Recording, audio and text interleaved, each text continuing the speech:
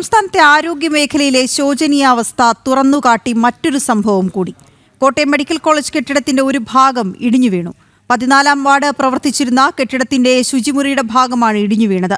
വയനാട് മീനങ്ങാടി സ്വദേശി അലീന വിൻസെന്റ് എന്ന 11-കാരി ഉൾപ്പെടെ 2 പേർക്ക് പരിക്കേറ്റു. രോഗികളെ ഒഴിപ്പിക്കുന്നതിനിടെ കാഷ്വാലിറ്റി ജീവനക്കാരൻ അമൽ പ്രദീപിനും നിസ്സാര പരിക്കേറ്റു. അപകടത്തിന് പിന്നാലെ 10, 11, 14 വാർഡുകളിലും പരിസരങ്ങളിലും ഉണ്ടായിരുന്ന രോഗികളെയും കൂട്ടിരിപ്പുകാരെയും അടിയന്തരമായി ഒഴിപ്പിച്ചു. വിവരങ്ങളുമായി മിഥുനയ്യപ്പന്റെ റിപ്പോർട്ട്. കോട്ടയം മെഡിക്കൽ കോളേജിലുണ്ടായ തികച്ചും സർക്കാരിൻ്റെയും ആരോഗ്യത്തിൻ്റെയും തികഞ്ഞ അനാസ്ഥയെന്ന് വെളിവാകുന്ന സംഭവങ്ങളാണ് കൂടുതലും ഉണ്ടായിക്കൊണ്ടിരിക്കുന്നത്. ഇപ്പോൾ ആ കെട്ടിടം ഇവിടെ നിന്ന് മാറ്റുന്നതിന് വേണ്ടിയിട്ടുള്ള കെട്ടിടത്തിൻ്റെ അവശിഷ്ടങ്ങൾ മാറ്റുന്നതിന് വേണ്ടിയിട്ടുള്ള ശ്രമമാണ് ഇപ്പോൾ നടക്കുന്നത്. ഇപ്പോൾ നമ്മോടൊപ്പം BJPയുടെ വെസ്റ്റ് ജില്ലാ അധ്യക്ഷൻ ലിജിൻലാൽ നമ്മോടൊപ്പം ചേരുകയാണ്.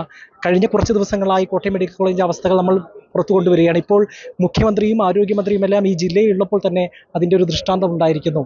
തികഞ്ഞ അനാസ്ഥ എന്നല്ലാതെ ഇതിനെന്താണ് മറ്റൊന്ന് വിശേഷിപ്പിക്കാൻ കഴിയും? ഇത് അതീവ ഗൗരവത്തോടു കൂടി കാണേണ്ട കാര്യമാണ്. കേരളത്തിൻ്റെ ആരോഗ്യ മേഖലയുടെ തകർച്ചയുടെ മറ്റൊരു പതിപ്പാണ് നമുക്കിപ്പോൾ കാണാൻ വേണ്ടി സാധിക്കുന്നത്. കഴിഞ്ഞ ദിവസം ആരോഗ്യവകുപ്പ് മന്ത്രി പറഞ്ഞത് 1000 കോടി രൂപ ആരോഗ്യ മേഖലയിൽ ചെലവഴിച്ചിട്ടുണ്ടെന്നാണ്. ഈ ചെലവഴിച്ച പണമൊക്കെ എവിടെയാണ് എന്ന് കൂടി ജനങ്ങളോട് പറയാൻ വേണ്ടി തയ്യാറാവണം. ഈ കോട്ടയം മെഡിക്കൽ കോളേജിൽ ആയിരക്കണക്കിന് രോഗികൾ ഒരു ദിവസം എത്തുന്ന കോട്ടയം മെഡിക്കൽ കോളേജിൻ്റെ പല ബിൽഡിങ്ങുകളുടെയും അവസ്ഥ ഇത്ര പരിതാപകരമാണ്. ഇന്നിവിടെ ഇടിഞ്ഞു ചാടിയിരിക്കുന്നു.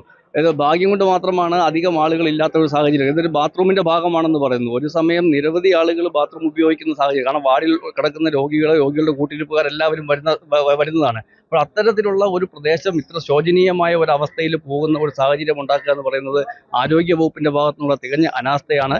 ഈ ഭാഗത്തേക്കുള്ള ഈ കെട്ടിടം ഇവിടുന്ന് ഒരാഴ്ചക്കകം അല്ലെങ്കിൽ ഒരു മാസത്തിനകം മാറാനിരുന്നതാണ്. അതുപോലെ തന്നെ ഈ ഭാഗത്തേക്കുള്ള പ്രവേശനം നിഷേധിച്ചിരുന്നു എന്നൊക്കെ പറയുന്നുണ്ട്. എന്നാൽ തന്നെ 2 പേർക്ക് പരിക്കേറ്റിട്ടുണ്ട്. അതെങ്ങനെയാണ് ഒത്തുപോകുന്നത് വാദങ്ങൾ?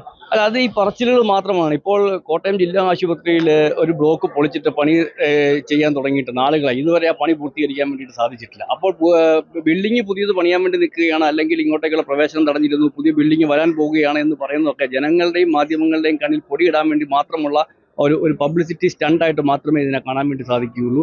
ആരോഗ്യ മേഖലയിലെ ജനങ്ങൾക്ക് ഉപകാരപ്രദമാകുന്ന രീതിയിൽ ഹോസ്പിറ്റലുകളിൽ അടിസ്ഥാന സൗകര്യങ്ങൾ വികസിപ്പിക്കാൻ വേണ്ടിയിട്ടുള്ള ഒരു നടപടികളും ഈ ഗവൺമെൻറ്റിൻ്റെ ഭാഗത്തുനിന്നുണ്ടാകുന്നില്ല. നമ്പർ 1 കേരളം, ആരോഗ്യ കേരളം നമ്പർ 1 ആണ് എന്ന് പറയുന്നതിലൂടെ വെറും പ്രചരണം നടത്തുന്നതല്ലാതെ യാതൊരു വിധത്തിലുമുള്ള ഇപ്പോൾ ഇവിടെ എത്തുന്ന രോഗികൾക്ക് ഒരു ഓപ്പറേഷൻ വേണ്ടി വന്നു കഴിഞ്ഞാൽ സ്വന്തം കയ്യിൽ നിന്ന് പണം ചെലവഴിക്കേണ്ട അവസ്ഥയാണ്.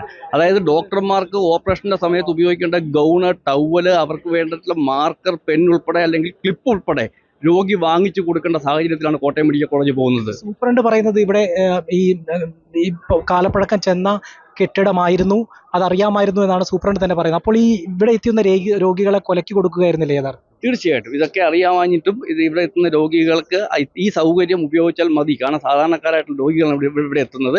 അവർ ഇത്തരം സൗകര്യങ്ങൾ ഉപയോഗിച്ചാൽ മതി. കാരണം അവരധികം പ്രതികരിക്കുകയില്ല, അല്ലെങ്കിൽ അവരെ ഭീഷണിപ്പെടുത്തി. ഇവിടെ വെച്ചിരിക്കുന്ന സ്റ്റാഫുകളെ ഉൾപ്പെടുത്തിക്കൊണ്ട് രോഗികളെ ഭീഷണിപ്പെടുത്തുന്ന സാഹചര്യം വരെ ഉണ്ടാകുന്നത്. അവർ പ്രതികരിക്കാനുള്ള ശേഷി ജനങ്ങൾക്ക് ഇല്ലാതാക്കുന്ന സാഹചര്യമാണ് ഇവിടെ കാണാൻ വേണ്ടി സാധിക്കുന്നത്. പല കെട്ടിടങ്ങളിലെയും അവസ്ഥ അതീവ ശോചനീയമാണ് എന്ന കാര്യത്തിൽ യാതൊരു സംശയവുമില്ല.